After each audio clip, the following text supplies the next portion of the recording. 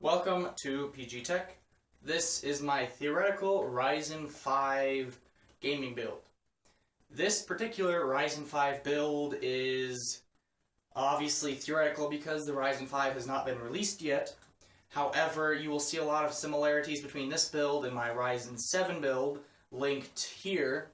And when I say a lot of similarities, I mean almost all the parts are the same, except I'll be offering a few more alternatives given that this is Ryzen 5 and there's more than 2 variants of the CPU in Coreage.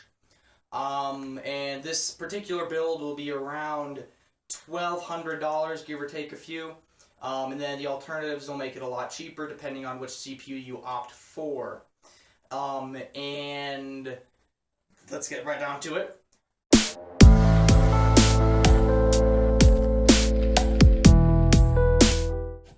The CPU that I will be choosing for the 6th thread edition is the 1600, and I'll be choosing the 1600 for the same reason I chose the 1700 in the Ryzen 7 build. Because you can probably overclock it to get just as amount of a performance as a 1600X, and it comes with a stock cooler if you don't want to purchase a cooler here. The other option would be the Ryzen 1500. Ryzen 1500. Ryzen 1500. You done fucked up now! Which is a 4-core, 8-thread CPU, and that costs $189, so that is also an option.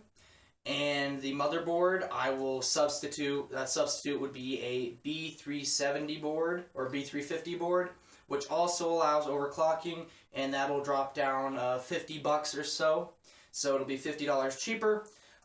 The RAM is Corsair Vengeance LPX 16GB, because if you're getting a 6-core, 12-thread CPU, you're probably going to be doing some content creation, which probably means you're going to need some more RAM.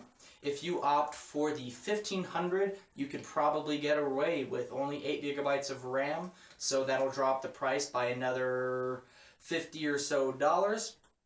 The motherboard for this particular setup is the same as my Ryzen 7 build, which is the Asus Prime X370 Pro. Very good set of features listed in the part picker list below. The storage, again, same as the previous one. The SanDisk SSD Plus 2 40GB edition. Very solid SSD, very good performance.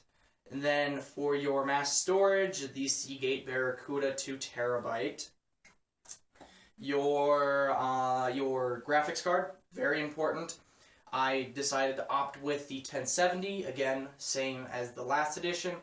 But if you're opting for the 1500, I would go with the 1060.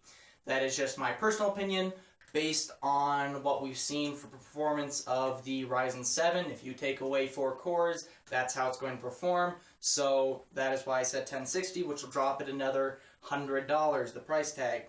And then the case, I didn't want to do the same case. I like the Phanteks Ellipse P400S. It looks sexy as can be and has plenty of options. I also did not opt for a liquid cooler for this, since it has a lower TDP.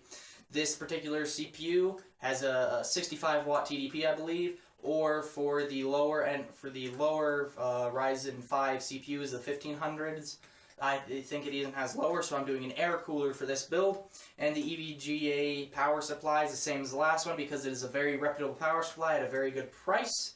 I hope you enjoy the options I gave you for this CPU. It should look and perform sexy once the CPU comes out. And thank you for joining me. Next, when the Ryzen 3 CPUs are announced, I will do a Ryzen 3 build.